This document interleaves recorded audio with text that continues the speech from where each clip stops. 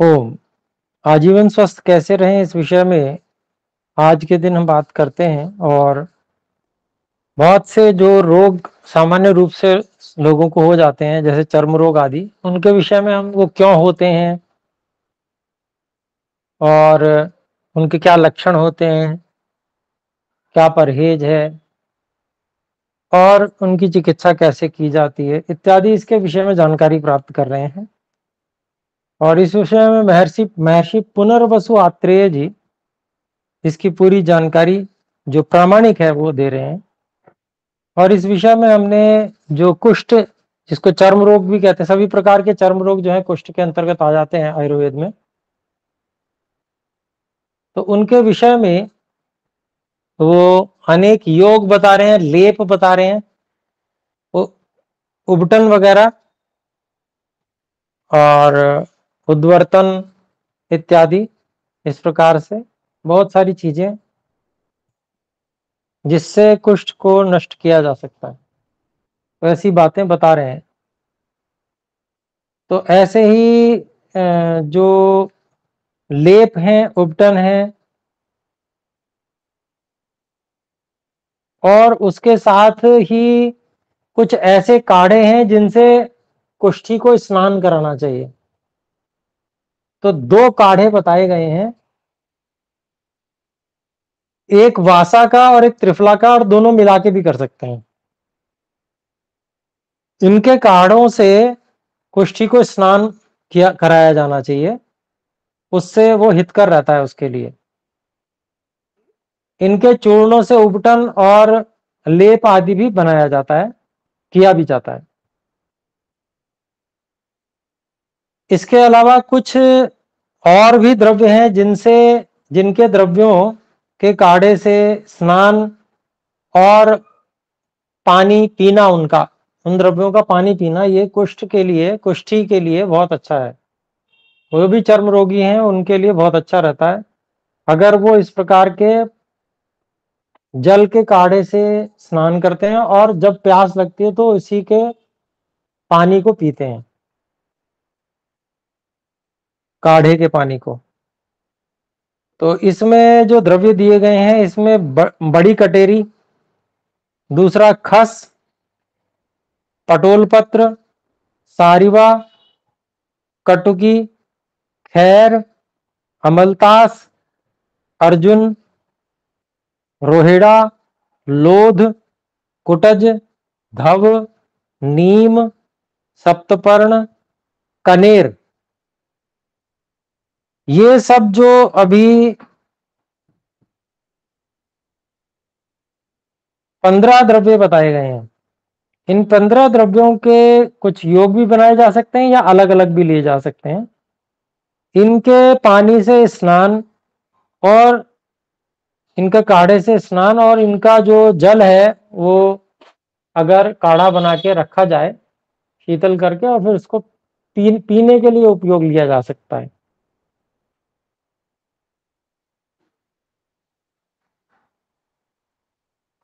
ऐसे ही एक और लेप के विषय में भी बताया जा रहा है।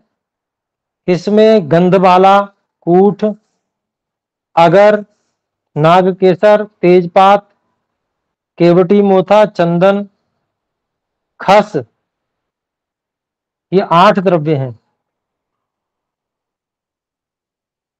तो इनके क्रमशः एक एक भाग से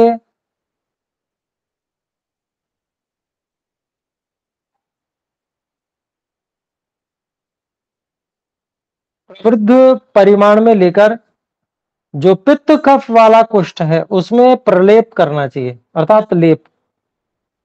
कफ पित्त या पित्त कफ वाला जो कुष्ठ है जिसमें कफ पित्त की प्रधानता है, उसमें लेप के लिए ये जो द्रव्य बताए गए हैं वो प्रशस्त हैं, अत्यंत लाभकर हैं।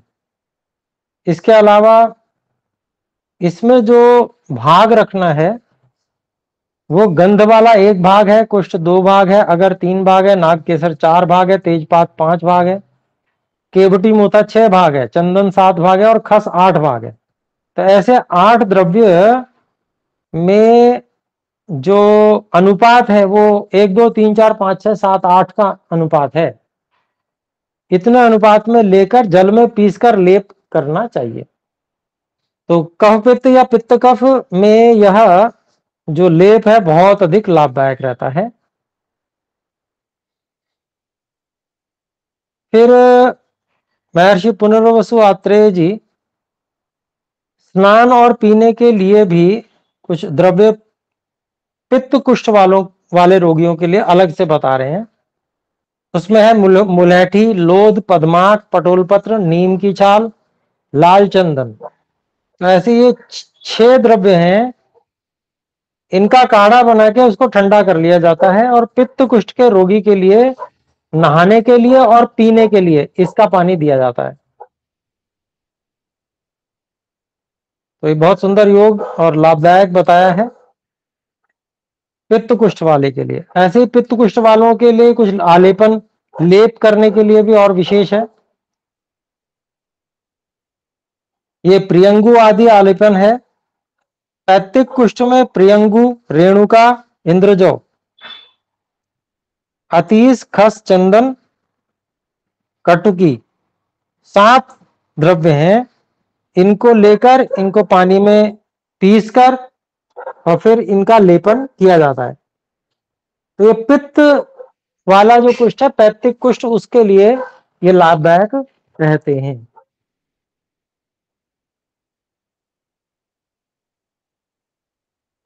ये लेप लाभदायक रहता है। अगर कुष्ठ में अत्यंत दाह हो रहा हो, बहुत अधिक भयंकर दाह हो रहा हो, तो तिक्तक घृत नाम से एक घृत है, आगे भी बताया जाएगा तिक्तक घृत। ऐसी शत ध्वौत घृत अर्थात 100 बार धोया गया हो जिस घी को, या सहस्त्र ध्वौत घृत है ना, या चंदन, मुलैठी, पुंडरीक काष्ठ, नीलोत्पल, इनसे युक्त या इनसे साधित तेल का अभ्यंग अर्थात मालिश करने से जो इस प्रकार का भयंकर दाह होता है उसमें लाभ मिल जाता है, दाह कम हो जाता है और समाप्त हो जाता है।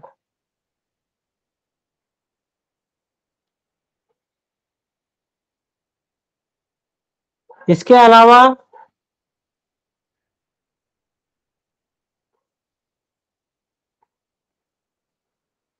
कुछ शीतल प्रदेह भी बताया गया है। जैसे कुष्ठ रोगी के कुष्ठों में अगर क्लेद होता है या अंग झड़ने लगते हैं या बहुत अधिक दाह होता है, विस्फोटक और चर्मदल नाम का अगर कुष्ठ है, तो शीतल प्रदेह बताए गए हैं। शीतल परिषेक, ठंडे पानी और इनसे जो है परिषेक किया जाता है और शिरा भेद भी किया जाता है। शिरा को खोल देते हैं और रक्त निकालते हैं, जो वैद्य ठीक से जानते होते हैं उसको, और विरेचन भी कराते हैं, या तिक्त घृत जो है वो दिया जाता है। ये सब हितकर रहता है। रक्तपित्त प्रधान कुष्ठ जो होते हैं उसमें जो खैर की लकड़ी है, कांड, बीच का तना, उससे साधित जो घृत है, ऐसे निम्ब घृत है, नीम की छाल से साधित घृत है, ऐसी दारू हरिद्रा से सिद्ध किया हुआ घी है, ऐसी पटोल पत्र से साधित घी है। ये लाभकर और उत्तम औषध हैं।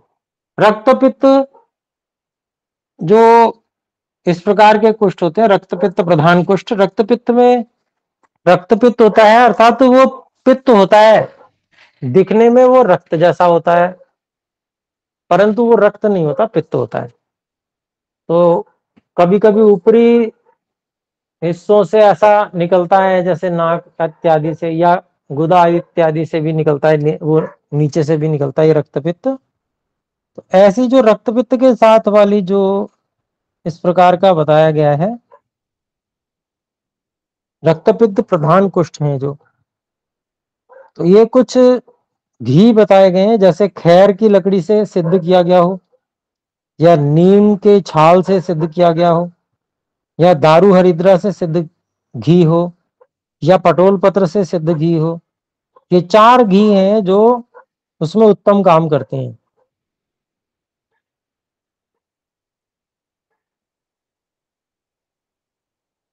तो घी को उस द्रव्य के काढ़े से सिद्ध किया जाता है, ये हम पहले भी अनेक बार बात कर चुके हैं।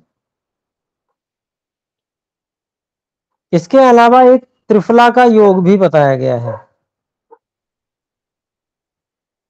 इसमें गुठली रहित जो हरड़ बहेड़ा आंवला होते हैं, तो ये प्रत्येक द्रव्य आधा पल ले लिया जाता है। एक पल मात्रा जो 40 ग्राम की होती है, तो 20 ग्राम।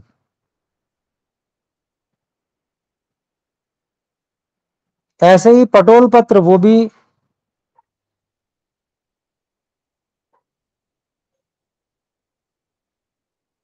इतनी ही मात्रा ले ली जाती है, समान मात्रा। और कटुकी जो है उससे आधी मात्रा में ली जाती है, नीम की छाल भी उससे आधी मात्रा में, और मुलैठी भी आधी मात्रा में, त्रायमाणा भी उससे आधी मात्रा में।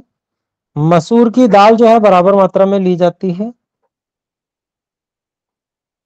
नहीं नहीं नहीं,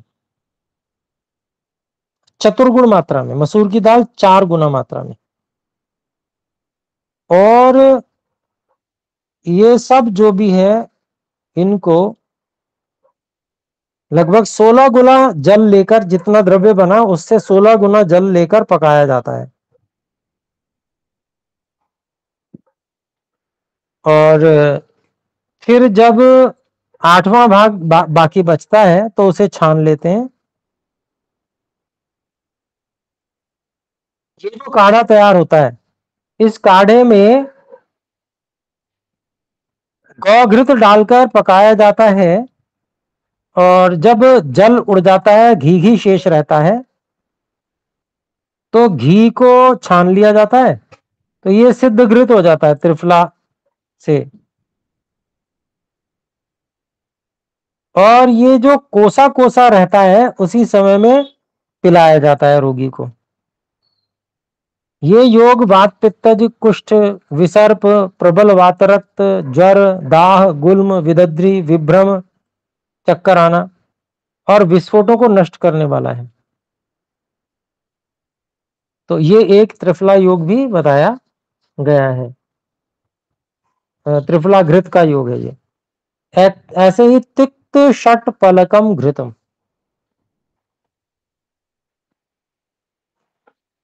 ये भी बताया गया है।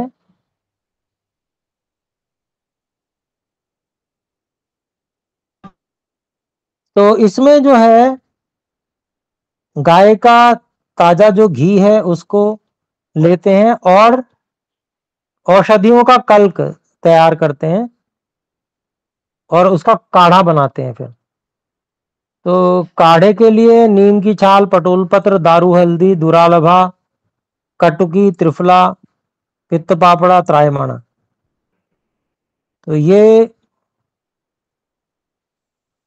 10 द्रव्य हो गए। त्रिफला में 3 होते हैं इसलिए।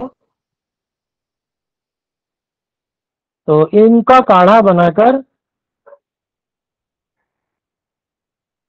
काढ़ा छान लेते हैं। फिर और भी कुछ द्रव्य लेते हैं, लाल चंदन, चिरायता, पिपली, त्रायमाणा, मोथा, इंद्रजौ, और उस काढ़े में डालकर घी और काढ़ा और ये द्रव्य, लाल चंदन, चिरायता, पिपली, त्रायमाणा, मोथा, इंद्रजौ, ये सब डालकर यथाविधि पाक किया जाता है।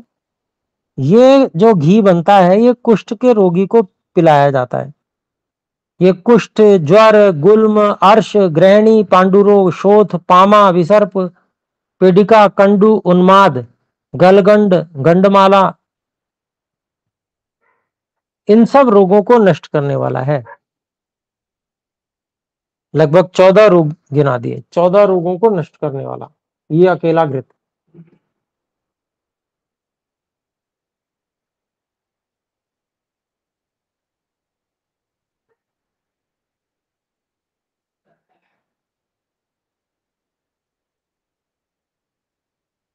तो इसका पान कराया जाता है, जैसे आवश्यक होता है, वैद्य जानते हैं कितनी मात्रा में पिलाया जाना है घृत। फिर इसके बाद में एक और महातिक्त घृतम करके एक और योग महर्षि पुनर्वसु आत्रेय जी बता रहे हैं।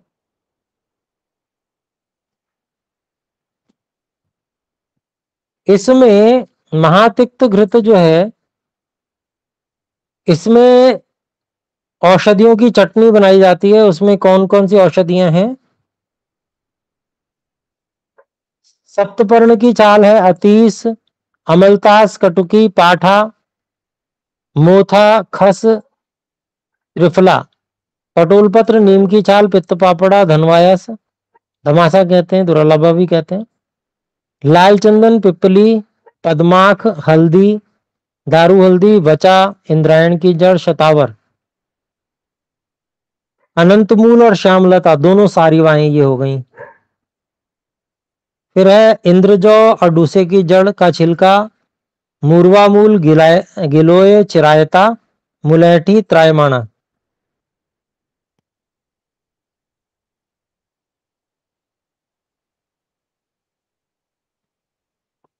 ये 29-30 औषधियां हैं, लगभग 30 औषधियां। ये सब लेकर घी से चौथाई ये औषधियां सब मिला के बननी चाहिए। और पानी जो है घी से 8 गुना लिया जाता है, और आंवलों का रस जो है वो घी से दुगना लिया जाता है। इन सबको मिला के यथाविधि सिद्ध किया जाता है। तो ये जो घी बन के तैयार होता है, इसको कहते हैं महातिक्त घृतम।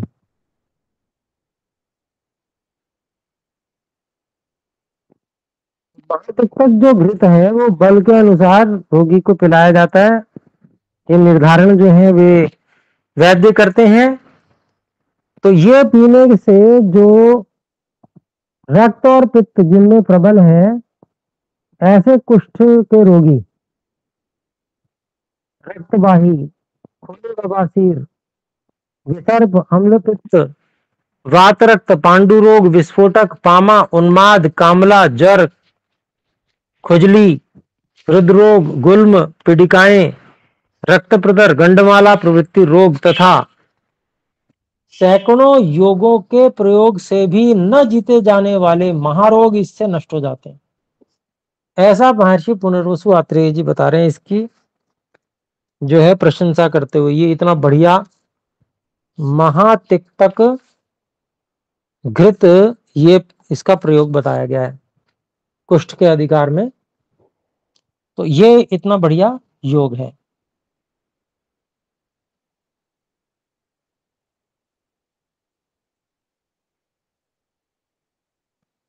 इसके अलावा जो सलाह दी जाती है वो ये होता है कि भाई संशोधनों के द्वारा दोषों का पहले निर्हरण करा लिया जाता है। अगर दोषों का निर्हरण हो जाए, ऐसे ही रक्त निर्हरण शिरावेद आदि के द्वारा किया जाता है, जो योग्य वैद्य हैं वो करते हैं। फिर बाह्य और आभ्यंतर संशमन चिकित्सा भी करा दी जाती है यथासंभव। फिर उचित काल में स्नेह का प्रयोग कराया जाता है, तो फिर कुष्ठ दोबारा होता नहीं। लेकिन विधिवत होना चाहिए, वैद्य बुद्धिमान हो, रोगी भी बुद्धिमान हो, सेवक भी बुद्धिमान हो, तब जाके ये स्थितियां बनती हैं। नहीं तो कुष्ठ जो है वो, चर्म रोग जितने भी होते हैं वो रिपीट हो जाते हैं, दोबारा हो जाते हैं। सही हुए और फिर थोड़ी सी कमी हुई, फिर दोबारा हो जाते हैं।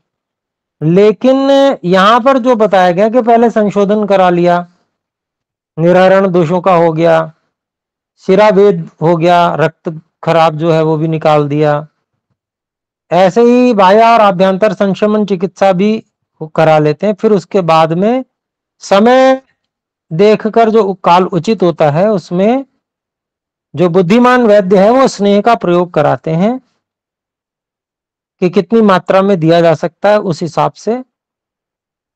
और तो जो है इस प्रकार से जब साध्य कुष्ठ को जीत लिया जाता है तो फिर वो रिपीट नहीं होता, फिर दोबारा नहीं होता, अनुवर्तन नहीं होता, उसका नष्ट हो जाता है पूरी तरह से और रोगी बलवान बन जाता है।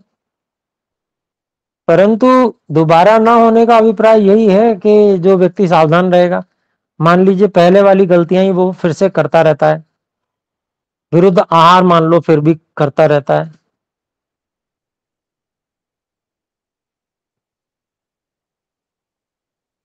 तो विरुद्ध आहार जो करता रहेगा फिर उसके बाद में मान लीजिए कुछ समय तक औषध का प्रभाव रहेगा, तब तक नहीं होगा, फिर बाद में फिर हो जाएगा। तो ये जो है ध्यान देने योग्य बात है। फिर इसके बाद में एक और महाखदिर घृतम करके एक योग महर्षि पुनर्वसु आत्रेय जी ने बताया है। इसमें महाखदिर घृतम में गाय का घी लिया जाता है और काढ़े के लिए खैर का मध्य काष्ठ लिया जाता है, शीशम का भी मध्य काष्ठ लिया जाता है, और जो पीले शाल का वृक्ष होता है उसका भी मध्य काष्ठ लिया जाता है। करंज, नीम की छाल, बेतस, पित्त पापड़ा, कुटज की छाल, वासा, अडूसा, विडंग, हल्दी, दारू हल्दी, अमलतास, गिलोय, त्रिफला, निशोथ, सप्तपर्ण की छाल, इतनी औषधियां ये सुनिश्चित अनुपात में कूट कर और इनका काढ़ा बना लिया जाता है। और फिर आंवले का रस, जितना घी है उतना ही घी के समान ही आंवले का रस लेकर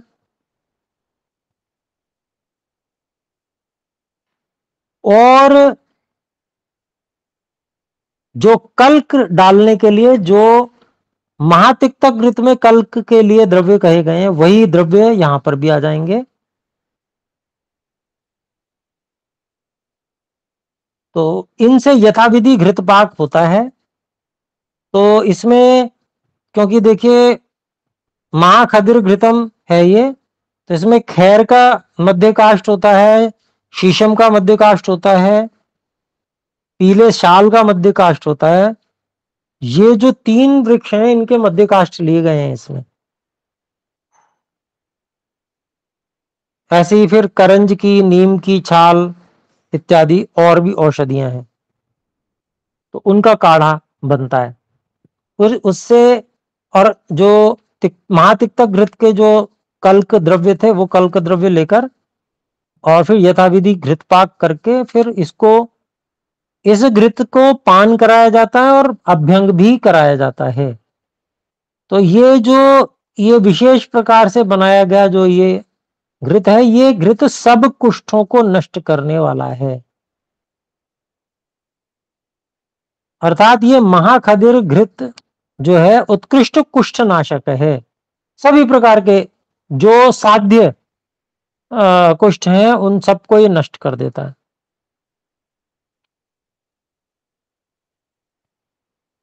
तो ये महाखदिर घृतम तक ही आज हम रखते हैं। अगली कक्षा में फिर बात करेंगे शेष। आइए मिलकर एक बार ओम का उच्चारण करें।